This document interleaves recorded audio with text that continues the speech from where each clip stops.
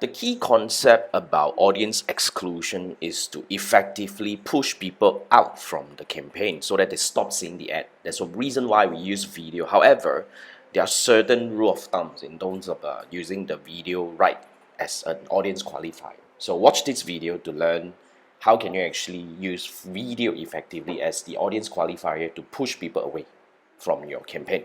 You just imagine 1 minute plus kind of video, right? Yeah. Very little people will go up to half of it. So I disagree with 50. Usually because the reason why we want to do exclusion is because we want to constantly reach fresh people. So I would suggest, over here, let's say, I would say even 25% is a bit high. I would say 10 seconds to Milan. Because also another angle to look at your creative is we don't usually use a long form video as our tier 1.